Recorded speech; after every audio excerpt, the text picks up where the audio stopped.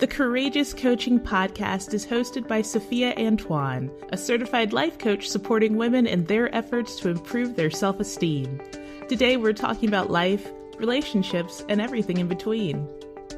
Take it away, Sophia.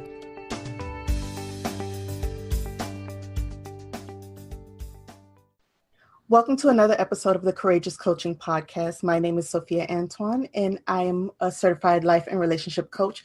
With us today, we have the wonderful, the magnificent, the splendiferous Keisha Bowling. She is a domestic violence survivor as well as an advocate. She is a radio and television show host. You can find her at Keisha and Company. She's also an author. But more than anything, I think what spoke to me about her is her passion for empowerment. So, Keisha, I could talk about this all day, but it's better if you introduce yourself so our listeners can know who you are truly.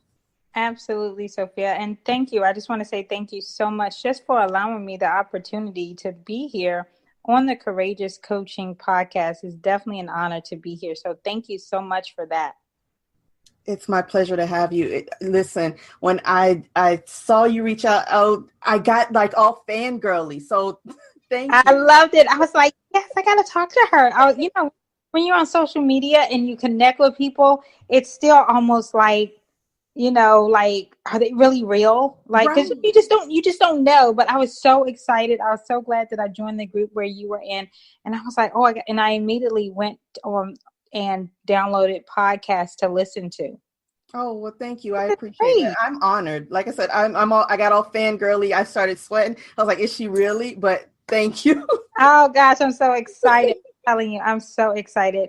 But like Sophia said, can I call you Sophia? Is that okay? Absolutely. Okay. Like Sophia said, I am a domestic violence survivor. I have turned my tragedies, which I lived that life for almost 10 years. I turned that into an uplifting story, even though the details of how I lived for almost 10 years of my life was very gory, very, very horrible lifestyle at that time, anytime actually. I've turned that into something that is able to help people that are going through the same thing I went through or have went through it and still are in that rut of being stuck and where do I go from here.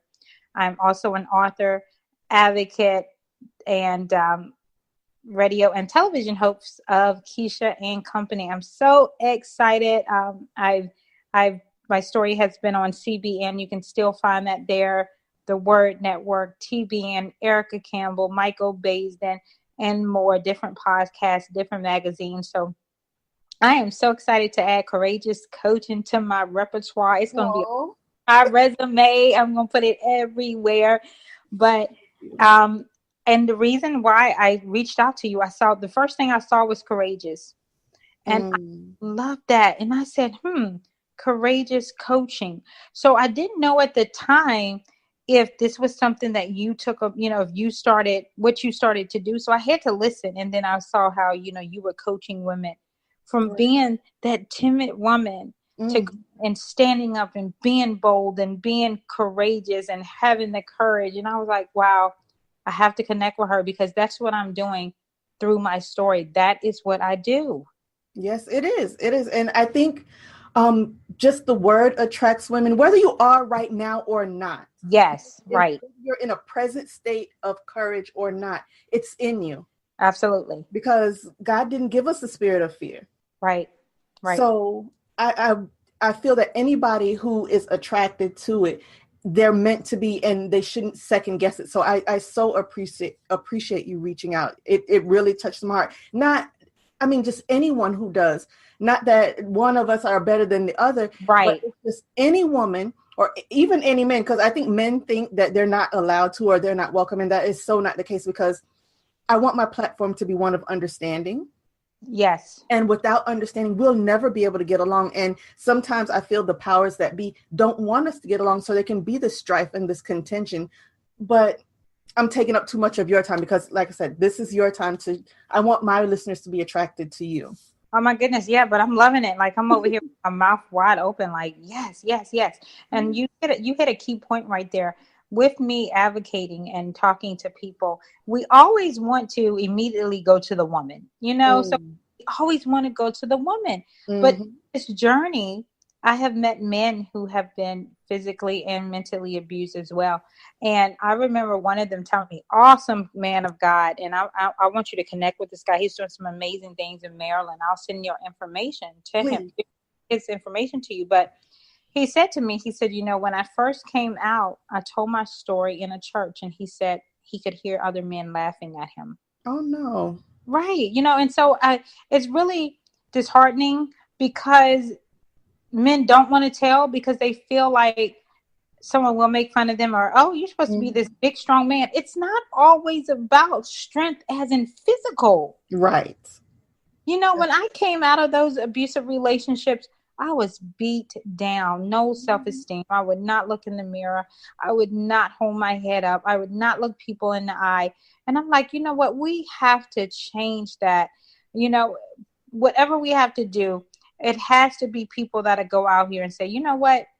I want to stand up for these people. I want that person who can't talk, who doesn't want to talk, who doesn't want to tell her story.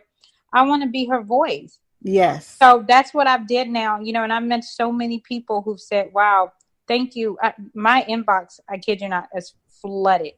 I mean, just the things that I hear and the stories, I'm just like, wow. I'm sure. And people have died, Sophia, from much less than what I went through. Much, much, much less. And I'm like, God, there's a reason and there's a purpose. I dare not waste what you put me on this earth to do.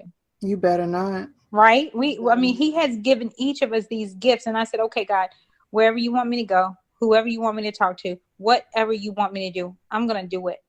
And when I started telling my story, I didn't know what to really do, Sophia. I'm going to take you guys back just a little bit. I'll digress just a little bit. I started telling my story and I didn't know what to do. So he said, just start telling it. So I started on the biggest platform that I knew at the moment, and that was Facebook. Mm-hmm. Wasn't even a year ago. It will be a year in maybe July or somewhere around there. Okay. As soon as I started telling my story, television companies, television networks started contacting me, and I'm like, how do they even know? So I'm just like, God, you are amazing. Yes. Amazing.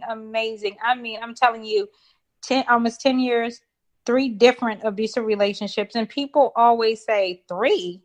Why didn't you leave the first time? I think people don't really get that you're in such a dark place. They don't. You know what I mean? You're such a dark place. So you came across that too. Yeah. Oh, absolutely.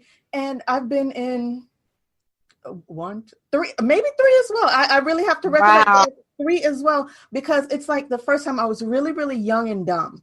Right. And then you get out of it, but something is ingrained in you. Something goes into your DNA, and it sort of makes you believe you deserve it. Yes. Because if I didn't deserve it, why did it happen to me?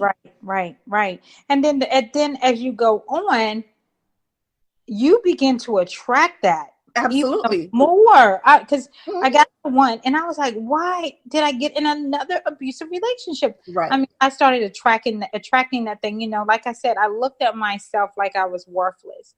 I was not walking in my God ordained path.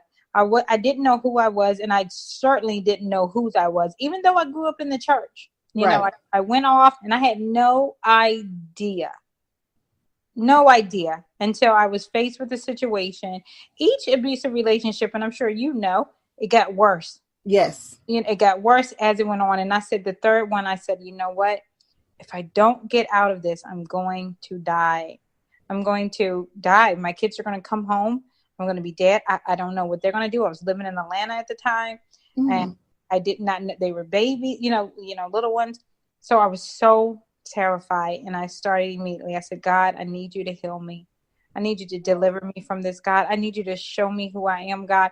And of course, that didn't take place during that time where I was trying to leave, because it was a lot he had to get out of me, prune from me, and clean me up and wash me. But at the time, he was helping me. I had to prepare to leave. And I tell victims all the time, people say, oh, just leave. You cannot. You cannot. Sophia, they tell them, just pack your clothes and leave. No. it is factual that the most crucial time in a domestic abusive relationship is when the person wants to leave, because the person is going to look like, oh, hold on, you're leaving me? Right. You gotta stop. We have to stop telling them, pack your bags, pack your baby up, and just leave. They have to be careful. It has to be so strategic. I was about to say that. It has a strategic plan put in place. And when you're squirreling away your little money, you have to take it in very small increments. Yes. It won't be noticed. Yes. Listen, I'm telling you, these are tips. And people be like, you're giving them tips? Absolutely. Absolutely. Because if you want to survive, you have to know how to do it. Yep. You have to. One piece of clothes go missing at a time. Listen. Yes. That's how I left the last one. I had to take out bit by bit. And I still, when we left, we didn't have shoes on our feet, nothing. You have to make a copy of your key. Because if it was anything like mine, he would take my keys at nighttime, so I could not go anywhere. Wow. So I'm just like, okay, God, you know what? We got to do something. You did not save me out of this for me to be quiet, to sit on my story, and to not help somebody else. Exactly. And I think that's what we miss as people, as human beings. And we just hoard information and we hoard things, not wanting to tell other people that, okay, whether it was good, bad, or indifferent, tell somebody, because you don't know what other people are going through. Absolutely. And even if it doesn't affect that person that you're speaking with directly, remember it, because they're going to come across someone else that can use that information. Exactly. I am a total believer that, the people that I run into, the people that are placed in my path, they're there for a reason. Yeah. I may know today or tomorrow, but they may know somebody who needs to talk to me. I may know someone that needs to talk, that I'll talk to.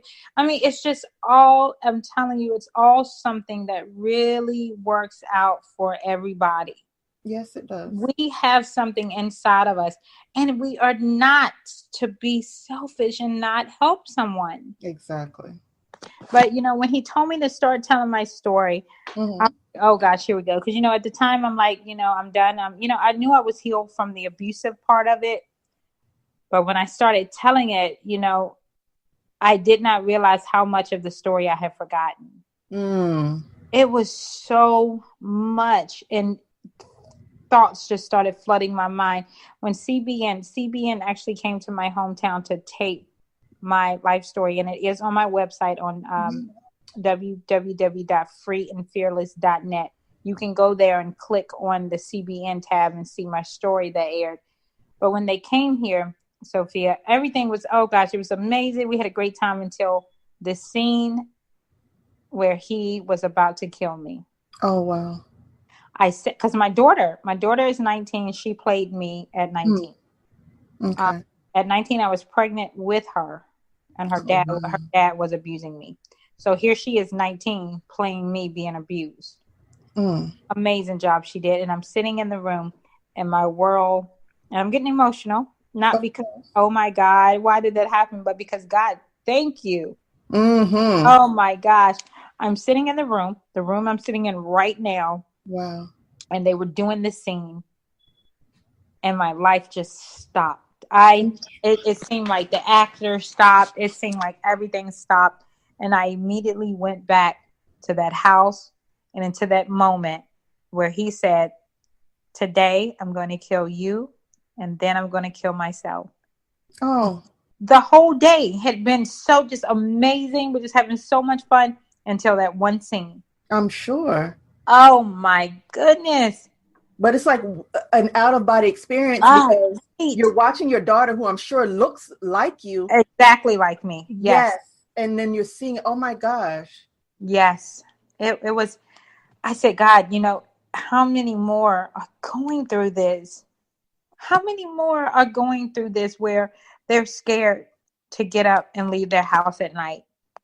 Scared to look at someone in the eye to talk to them. How many more people are going through this? I mean, statistically, they say that 20 people per minute, men or women, wow, man, woman, or child, Domestic violence affects everybody, and it can touch anybody. Absolutely. 20 people, Sophia, per minute are physically